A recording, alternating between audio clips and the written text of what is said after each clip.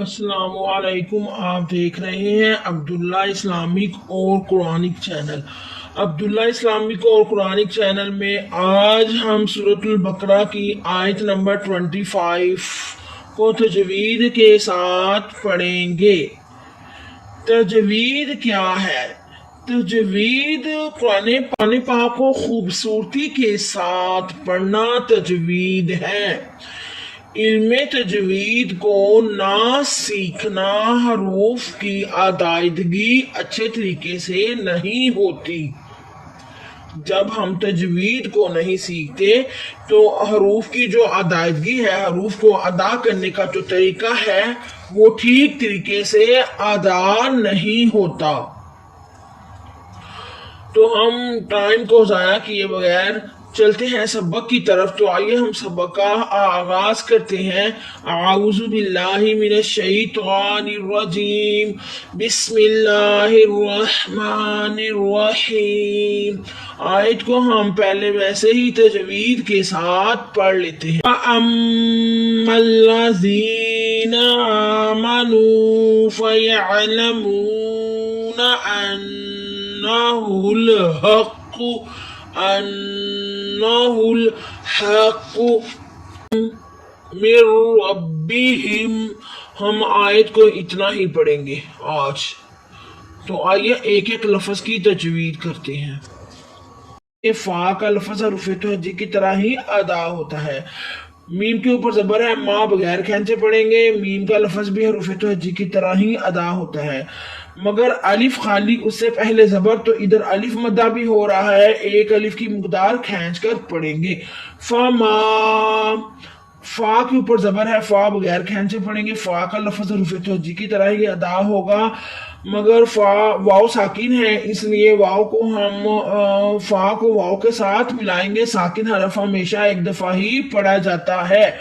फाउ काफ के ऊपर ज़बर है, काफ बगैर खींचे पढ़ेंगे और इसको मोटा करेंगे।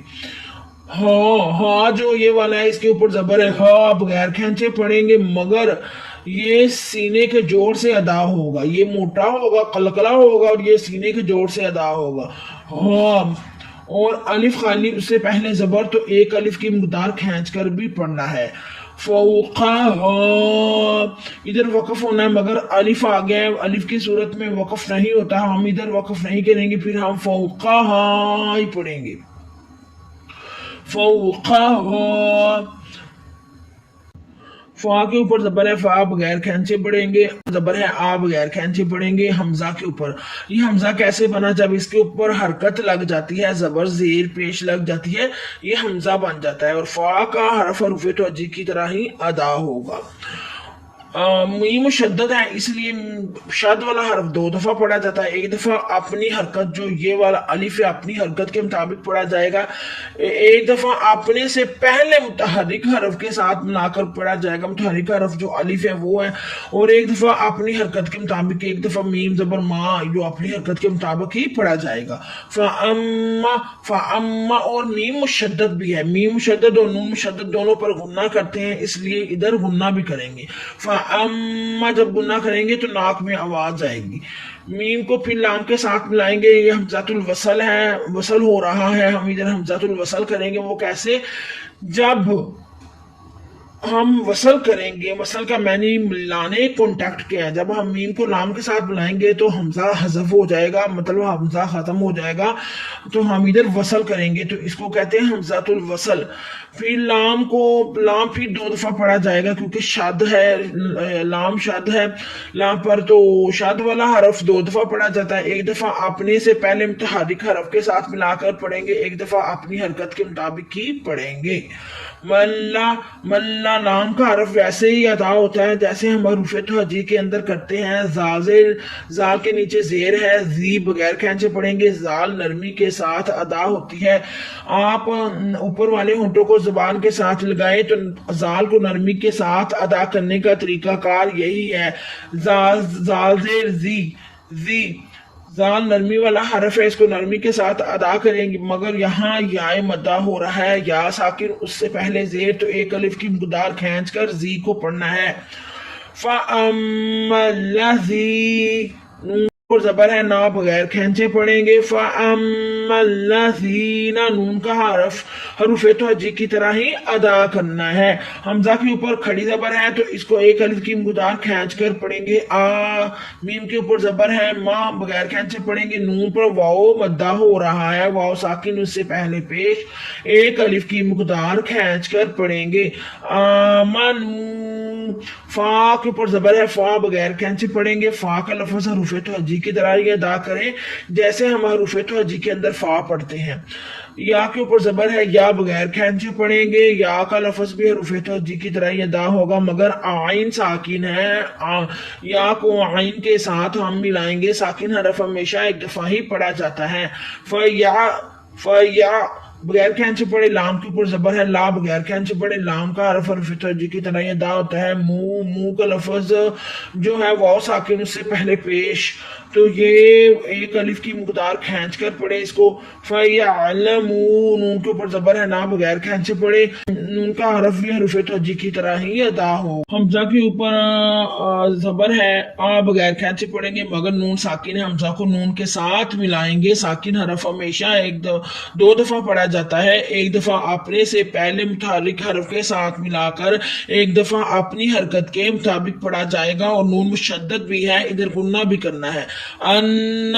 انا حمزہ کا لفظ بھی ویسے ادا کرے جیسے حروف توجیہ کے اندر ہم کرتے ہیں. نون کا لفظ بھی ویسے ادا کرے جیسے حروف توجیہ کے اندر ہم کرتے ہیں. آ کا لفظ بھی ویسے ہی ادا ہوگا جیسے حروف توجیہ کے اندر ہوتا ہے. یہاں ہم حمزۃ الوصل کریں گے. ہا کو لام کے ساتھ ملا کر حمزہ کو ختم کر دیں گے تو یہ حمزۃ الوصل ہو جاتا ہے. اور لام کا حرف ویسے ہی ادا ہوتا ہے جیسے ہم حروف توجیہ کے اندر کرتے ہیں. ہا کو لام کے ساتھ کیوں ملائیں گے؟ کیونکہ لام ساکن ہے. ساکن حرف ہمیشہ ایک دفعہ پڑھا جاتا ہے اپنے پچھلے متحرک حرف کے ساتھ ملا کر.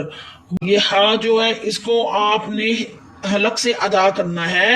اور ہا کے اوپر زبر ہے ہا, اس کو بغیر کھینچے پڑھیں گے مگر کاف جو ہا کے اوپر زبر ہے ہا کو بغیر کھینچے پڑھیں گے. اور مگر کاف جو ہے مشدد ہے. مشدد حرف ہمیشہ دو دفعہ پڑھا جاتا ہے. مشدد حرف ہمیشہ دو دفعہ پڑھا جاتا ہے. ایک دفعہ اپنے سے پہلے متحرک حرف کے ساتھ ملا کر ایک دفعہ اپنی حرکت کے مطابق.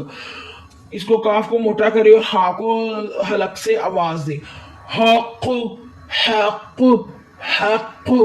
میم کے نیچے زیر ہے, میم بغیر کھینچے پڑھیں گے. نون ساکن ہے مگر نون کا حرف ویسے ہی ادا کریں جیسے حروف توجیہ کے اندر کرتے ہیں. اور میم کا لفظ بھی ویسے ہی ادا کریں جیسے ہم حروف توجیہ کے اندر کرتے ہیں.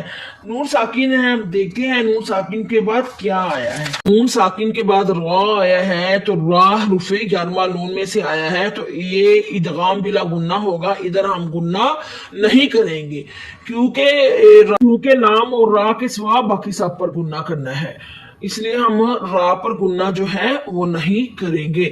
را جو ہے وہ موٹا یعنی اس کو پر پڑھیں گے. اگر را کے نیچے زیر ہوگی تو اس کو بریک پڑھیں گے. اب را کے اوپر زبر ہے تو اس کو موٹا پڑھیں گے.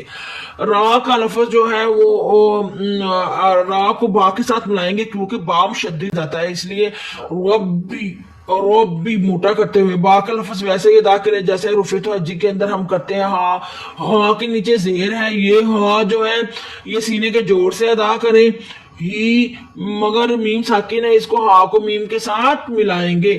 من ربہم, یہ جیم وقف جائز کی علامت ہے. یہاں ٹھہرنا بہتر اور نہ ٹھہرنا جائز ہے. امید کرتے ہیں کہ آج کے سبق کی آپ آئی ہوگی. آپ ہمارے بتائے ہوئے قاعدوں کو دیکھ کر ہماری ویڈیو کو دیکھ کر تجوید پڑھیں. انشاءاللہ آپ جلد از جلد قرآن پاک کو تجوید کے ساتھ پڑھنا شروع کر دیں گے. ہم نے یہ چینل اور یہ ویڈیو صدقہ جاریہ کے طور پر شروع کیا ہے سارا کچھ, اور آپ بھی ثواب کی نیت سے زیادہ ویڈیو کو شیئر کیا کریں. اور اللہ مجھے حق کہنے کی اور آپ کو حق سننے کی توفیق عطا فرمائے. اگر آپ کو یہ چینل پسند آ رہا ہے تو چینل کو سبسکرائب کریں تاکہ ہمارے آنے والی ہر تجوید کی نئی آیات کی جو ویڈیو ہے وہ آپ تک بآسانی پہنچے، اس کا نوٹیفیکیشن سب سے پہلے آپ تک پہنچے، اور آپ چینل کو سبسکرائب کریں، لائک کریں اور زیادہ سے زیادہ شیئر کر کے ثواب دارین حاصل کریں۔ اللہ مجھے حق کہنے کی اور آپ کو حق سننے کی توفیق عطا فرمائے۔ سبحان ربک رب العزت عما یصفون وسلام علی المرسلین والحمد للہ رب العالمین۔ بہت شکریہ، خدا حافظ۔